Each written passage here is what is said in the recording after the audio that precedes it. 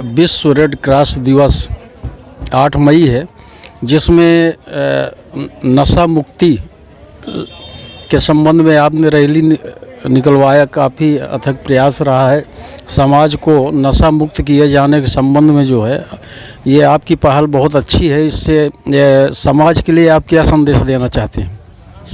समाज के लिए मेरा ये कहना है कि नशा समाज के विकास में बहुत बड़ा बाधक है। चाहे विकास हो, चाहे स्वास्थ्य हो, चरित्र हो, चिंतन हो, ये सारी चीज़ें नशा के चलते समाप्त हो रही हैं और उनका जीवन मलिन हो रहा है। उनके बच्चे, उनकी पीढ़ी, उनकी आने वाली संतानें, और यहाँ तक मैं कह सकता हूँ कि किसी भी परिवार में, समाज में अगर एक भी नशा वाला मिल गया है, शराबी हो गया है, तो देखते कुछ वर्षों में पूरा का पूरा परिवार वो तबाह हो जाता है, बर्बाद हो जाता है। और ये हम ही नहीं कह रहे हैं, इस जमाने से बात चल रही। जितने जन प्रबुद्धजन हैं, बुद्धिजीवी हैं, समाज के चेतक हैं, अग्रणी लोग हैं, वो तमाम सब की बातें रही हैं। और यहाँ तक क्या, जब आप स्वराज की लड़ाई लड़ रहे थे, उस समय ये बात आती कि जो अपना सरकार होगी, अपनी व्यवस्था होगी, स्वराज्य होगा, तो कलम की एक नोक पर शराबबंदी और गौ हत्या बंद कर दी जाएगी। और थोड़ा अगर पीछे जाके देखें तो मोरारजी भाई की जो सरकार थी, प्रधानमंत्री थे, तो उन्होंने इसमें रोक लगाई थी। गुजरात में पूरी तरह से नशाबंदी थी, शराबबंदी थी। और ये राक्षसी शक्ति, इसमें इतनी बड़ी ताकत थी कि कुछ लोगों को प्रभावित करके सदस्यों को, और सरकार गिर गई। उसके चलते वो सब सारी चीज़ें आप सबको विदित हैं। लेकिन हम इस बुराई को निकट से देखे हैं। हमने यहाँ हौली बंद कराई, हौली यहाँ से चली गई। गांव के तमाम लोगों ने बंद कर दिया कि हम घर नहीं देंगे। गांव के 2-3 आदमी मिलके एक पासी के घर दिलाए, खुद शराब बेचने लगे, और उनका एक बड़ा भाई शराब पी के यहाँ से निकला और जाके कुआं में गिर के ख़त्म हो गया।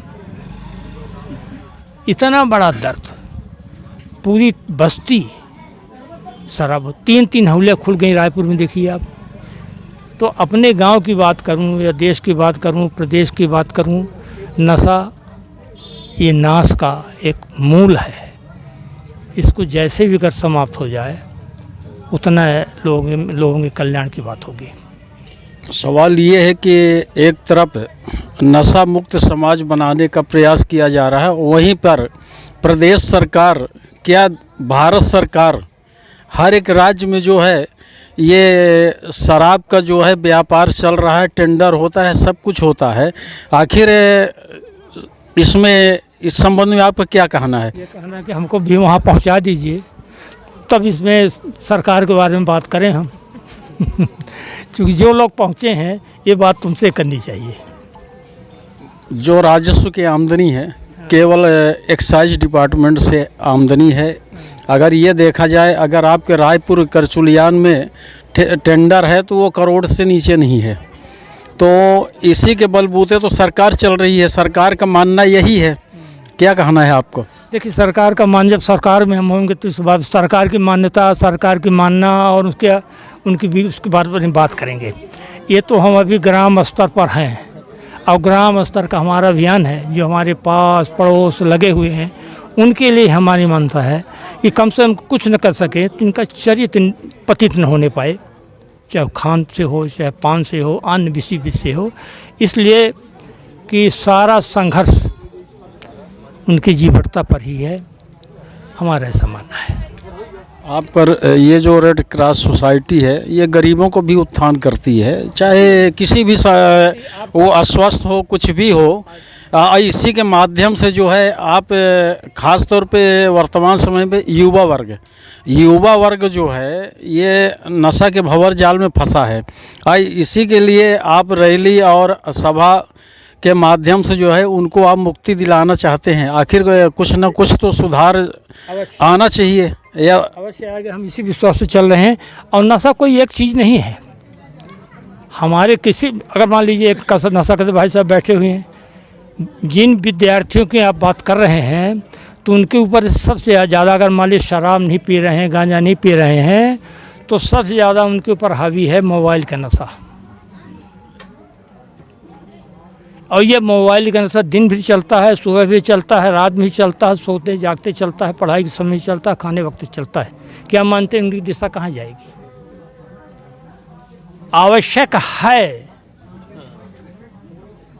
लेकिन ये कौन निर्धारण करे कि तुमको ये इतने समय देखना है, क्या पढ़ना है, क्या नहीं करना है? तो एक बहुत बड़ा संकट है। इसका संकट अभी नहीं दिखाई पड़ रहा। आने वाले कुछ वर्षों में और बेहतर इसकी स्थिति होगी, बुरी स्थिति होगी, जब समाज क्या वो पूरा परिवार टूटने की कगार पर होगा। ये हमारा कहना है। केवल इतने रहा कि अपना पीछे समझे ये खाई ठंडे छोड़ी, अब अड़ोस पड़ोस के जो लोग नहीं आए इनका समझाई कि एक रोज एक खाए से कितनी तकलीफ, कितनी परेशानी, कितना बड़ा रोग हुआ करता है जो लेकिन कोनो प्रकार की दवाई नहीं होती है। आज के एक अवसर पर केवल हम पंचे अपन बात रख सकी थे।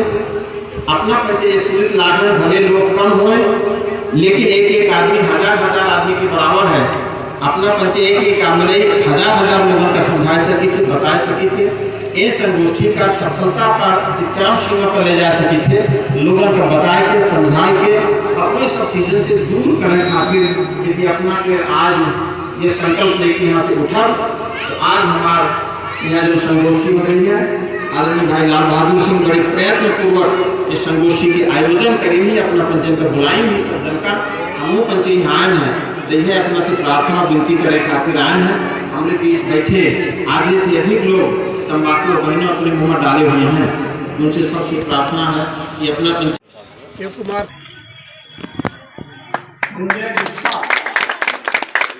संजय गुप्ता